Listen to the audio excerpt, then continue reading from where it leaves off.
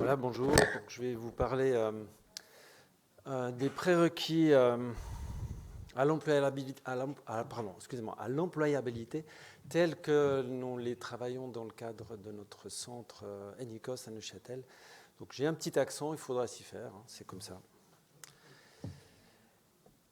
Les compétences professionnelles ou les compétences métiers, elles sont souvent précises et assez bien définies, ce qui n'est pas forcément le cas des compétences ou des prérequis à l'employabilité ou les habiletés de base, en fait, qui restent souvent peu explicites et parfois difficiles à appréhender. On voit ici toute une série de prérequis comme ça. C'est une liste qui est largement pas exhaustive. Mais selon nous, si on veut réussir une inclusion professionnelle, on n'a pas le choix que de travailler sur ces prérequis-là. Puis je vais vous parler un petit peu de cela.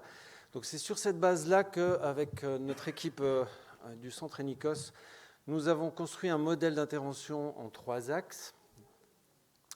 Tout d'abord, en violet, vous voyez le profil individualisé qui va être une étape de départ dont on a déjà entendu parler aussi ce matin. Et puis, je vais vous parler aussi de ce qui concerne les stratégies liées au développement personnel de la personne en rouge. Et en orange, vous avez aussi tout ce qui est le développement des compétences d'autonomie.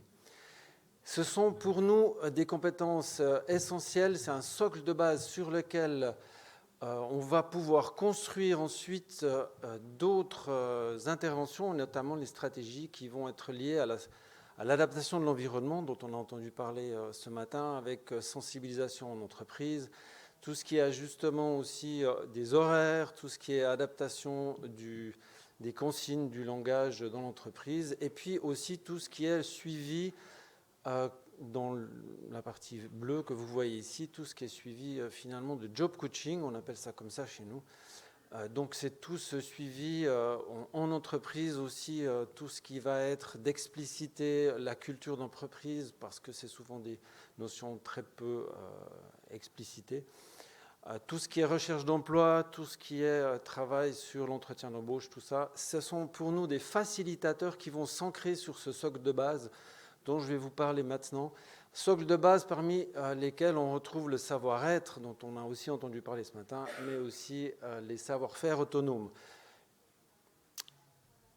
Ici, vous voyez une petite image d'une personne concernée qui a dessiné un petit peu son parcours avec l'aide d'un job coach. Et puis on voit bien que le parcours d'une personne concernée par l'autisme, hein, qui rejoint un petit peu ce que Madame a dit aussi ce matin, c'est loin d'être linéaire et c'est jalonné en fait d'étapes essentielles qu'on doit travailler de manière plus ou moins importante pour permettre en fait d'appréhender un projet professionnel viable. Et quand je parle de projet professionnel viable, j'entends un projet qui, sur le moyen et long terme, c'est pas simplement décrocher un emploi qui va être important, mais c'est s'y maintenir. Et puis c'est là-dessus vraiment que nous avons basé en fait notre intervention.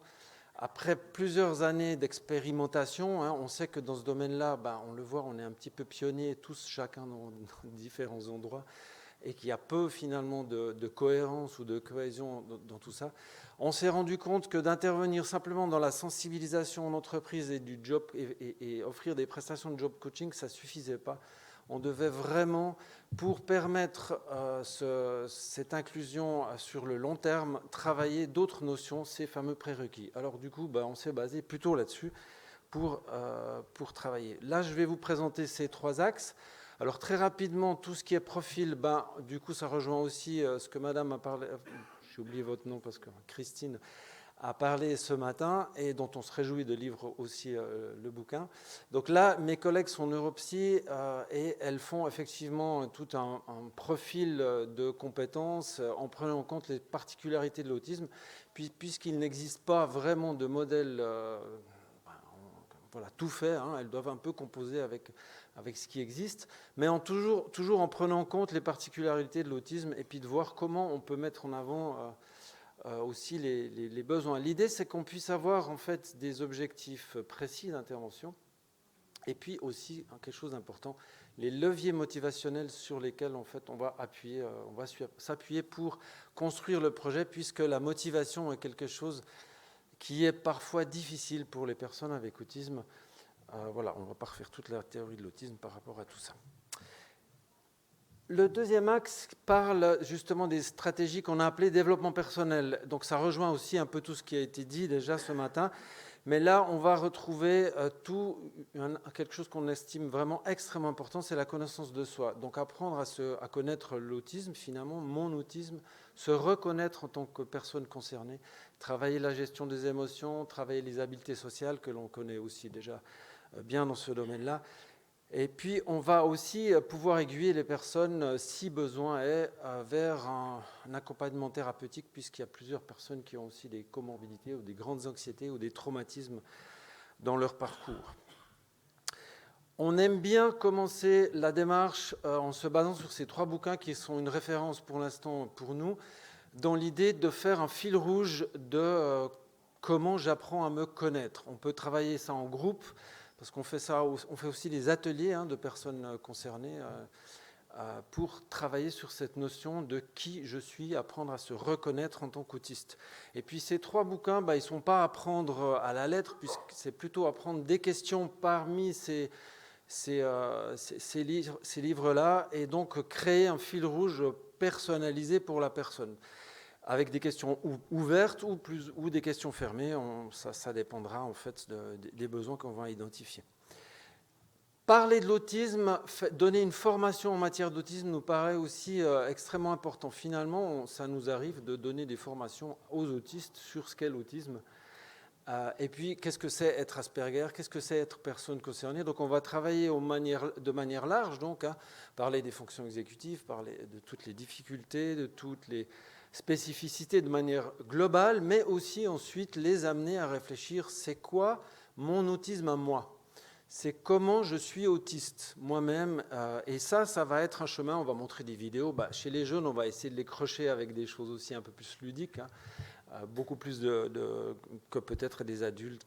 Voilà. Ce qui va être important, c'est de montrer que le fonctionnement cognitif est différent et que ce n'est pas une tare, ce n'est pas des gogoles ou des handicapés comme certains tendent à les qualifier. On va travailler aussi, bien sûr, sur tout ce qui est mon caractère, mes valeurs, faire un travail assez important avec de reconnaissance de qui je suis, et avec l'idée que je suis pas que j'ai pas que des problèmes, j'ai aussi des choses très chouettes chez moi.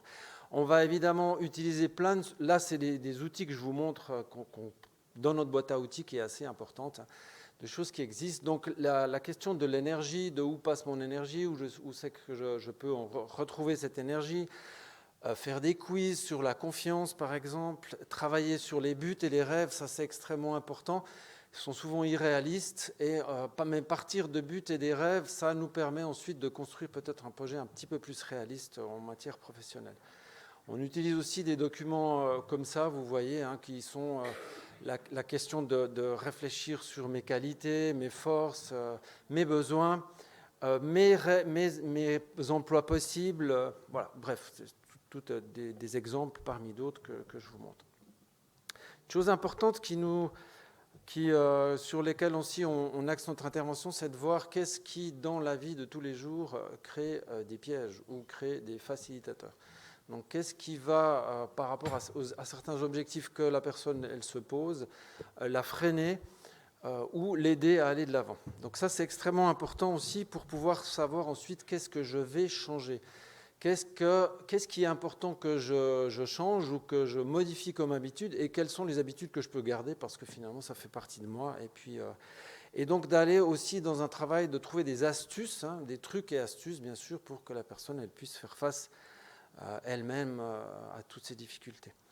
Bien sûr, qui dit changement d'habitude dit aussi motivation, et donc là le travail sur les motivateurs avec l'autodistribution de renforçateurs va être quelque chose d'extrêmement important. On en parle, à mon avis, pas assez, mais on va en parler de plus en plus dans notre société, avec une société qui va vers ce qu'on appelle la gamification en anglais ou la ludopédagogie. C'est quelque chose qu'on va entendre parler beaucoup, puisque c'est issu des jeux notamment et de tout le marketing. Et ça, c'est des stratégies vraiment extrêmement importantes pour pouvoir réussir à modifier les habitudes et puis à trouver aussi une vie peut-être un petit peu plus intéressante, parce que les personnes avec autisme qu'on côtoie ont souvent des perspectives assez sombres où en fait voilà, la motivation n'est pas top par rapport à ça. Tout ça, c'est dans l'idée de faire émerger aussi tout ce qui est positif pour moi dans la vie, qu'est-ce qui est chouette, qu'est-ce que l'autisme apporte en fait comme chose positive, on va dire. Et puis renforcer l'estime, le sentiment d'efficacité personnelle qui est quelque chose sur lequel on doit travailler de manière extrêmement importante. Il y a beaucoup de personnes qu'on accompagne qui ont un sentiment d'efficacité personnelle qui est assez basse et qui s'empêchent d'aller de l'avant, ça bloque la créativité. Enfin bref, tout ça, c'est l'idée de créer un portfolio, vous l'avez compris, qui permet à la personne de finalement expliquer son autisme. Une chose extrêmement importante, on met beaucoup d'accent là-dessus, c'est parler de soi, parler de son autisme de manière la plus fluide possible, la plus détendue possible, en partant aussi du fait qu'on peut exprimer des besoins et non pas des difficultés. Donc, dans l'idée qu'ensuite, quand on va aller dans un recrutement, donc dans l'employabilité, ça c'est des choses qu'on entraîne aussi, eh ben, on puisse être habitué à parler de soi, pas comme avec des freins, avec des difficultés, mais comme en termes de besoins, et surtout d'avoir des stratégies à montrer. Si j'ai des difficultés ou j'ai des besoins, j'ai des stratégies pour y faire face, et ça va être important. On va aussi travailler sur la reconnaissance des neurotypiques. On aime vraiment beaucoup donner cet accent-là, c'est-à-dire les neurotypiques, pourquoi ils sont si bizarres pour les personnes autistes, pourquoi ils parlent de trucs, là, la pluie et du beau temps, alors qu'on voit très bien qu'il fait beau dehors, enfin, etc. Vous comprenez tout ça. Donc voilà, donc l'idée aussi de tout ça, c'est d'apprendre à mieux se vendre. Alors c'est évidemment quelque chose qu'ils détestent entendre, les personnes que... Bon, je ne suis pas une marchandise, je ne me vends pas. Mais enfin, la société neurotypique, elle est quand même basée sur la séduction. Et obtenir un emploi, c'est aussi basé là-dessus. Donc un bout, si on veut réussir l'inclusion professionnelle, on va devoir un peu séduire quand même. Et donc, qu'est-ce que je peux faire un petit peu dans cette idée-là? En fait, c'est de savoir à quoi répondre comme attente chez les neurotypiques. Et il y a une brochure qu'on aime beaucoup qui vient du Québec, qui est gratuite, téléchargeable gratuitement sur Internet, qui est voilà, un peu le jeu des différences entre un neurotypique et une personne avec autisme. Et puis ça, après, on peut l'utiliser en créant nous-mêmes nos propres questions. Ça va être assez intéressant de jouer à ces jeux des différences. Tout ce qui est aussi au niveau de la gestion émotionnelle va être important, évidemment. Donc régulation émotionnelle, gestion des imprévus, des angoisses, comment je réussis à récupérer de l'énergie quand je suis déçu ou même euphorique certaines fois. Donc le travail sur les sentiments, les émotions, tout ça vous connaissez certainement avec l'approche de Tony Attwood notamment, qui nous a donné pas mal de matériel. Reconnaître les émotions, c'est où dans mon corps, ça va être quelque chose d'extrêmement important aussi. Le thermomètre du stress, c'est des outils que vous connaissez certainement. On s'est rendu compte, les neurosciences sont en train de montrer aujourd'hui que quand on se reconnecte à son corps, on recrée des connexions dans le cerveau et on recrée aussi de la motivation. Donc on part du principe de cette idée que si on se reconnecte à son corps, et on le fait, on fait vraiment des exercices avec les personnes pour se reconnecter à son corps, avec des exercices de respiration, avec des exercices de méditation ou de mindful up, par exemple. Ça permet vraiment de redynamiser, redonner un petit peu de motivation dans certains cas où tout est un peu bloqué.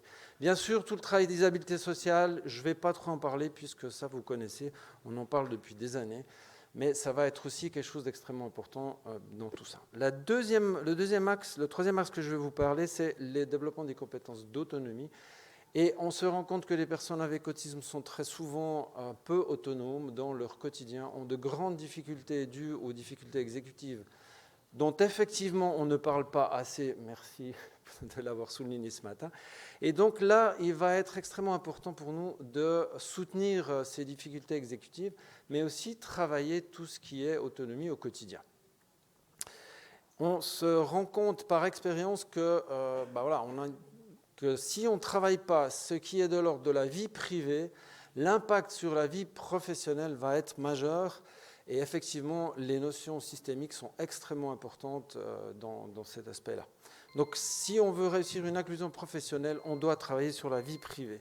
Et donc, travailler toutes ces compétences d'autonomie qui sont liées à l'hygiène, qui sont liées à la santé, qui sont liées à l'organisation, vont être importantes. Donc là, je vais assez vite.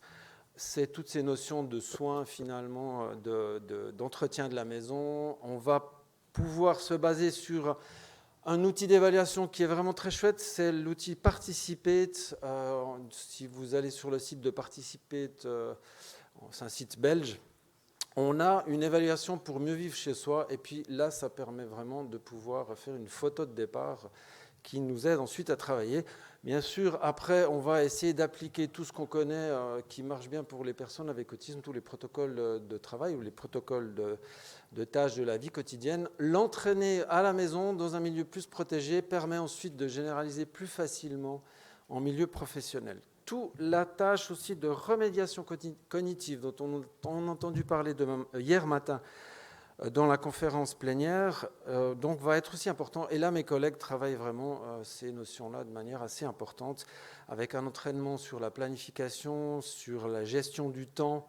Il y a plein d'outils, plein de jeux qui vont être utilisés.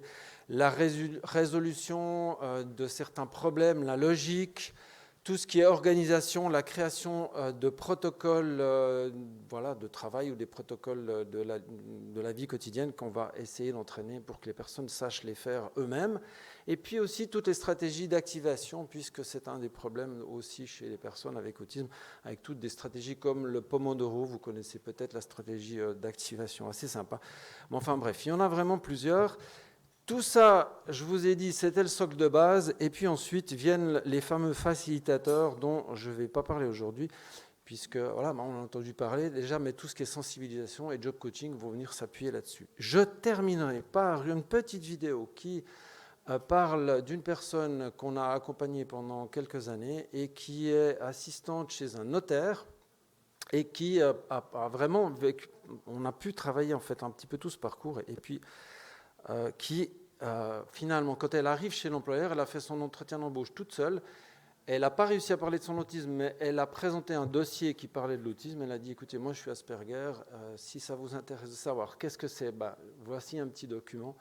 Et puis ensuite, elle a été capable de présenter ses besoins et l'employeur a trouvé ça tellement génial et tellement honnête et franc qu'il l'a engagée et ils sont extrêmement contents aujourd'hui. Donc voilà, petit film, j'espère que ça fonctionne. C'était une demande de Noémie qu'elle a formulée dans son petit dossier enfin c'est pas un dossier de candidature, mais le dossier dans lequel elle explique sa situation, où elle écrit qu'elle a besoin d'être dans un endroit calme pour pouvoir se concentrer sur son travail et puis pas qu'il y ait d'interférences de téléphone, de personnes qui parlent et puis de va-et-vient.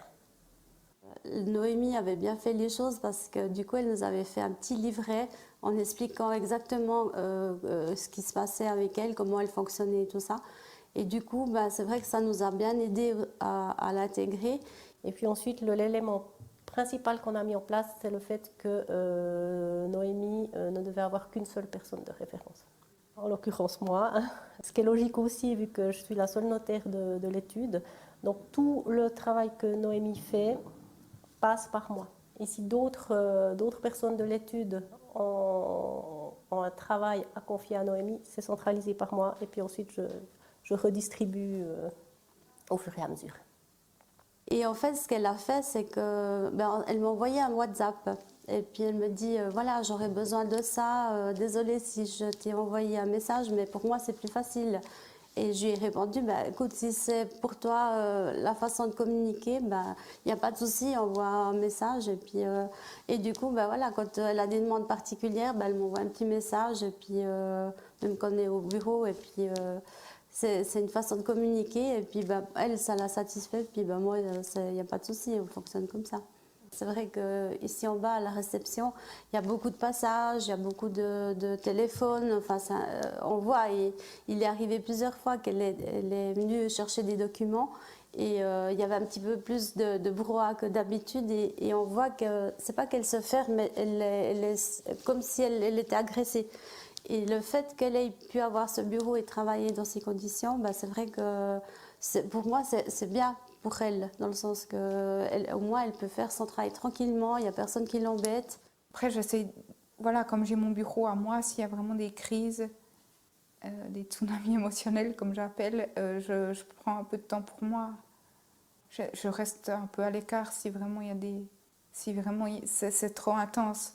Après, comme j'ai tendance à camoufler, je prends pas beaucoup de temps, donc je laisse passer quelques minutes, puis après je redescends.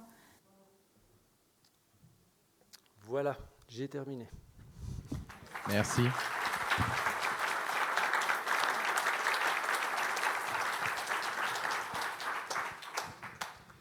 Que serait un congrès sans retard dès le matin?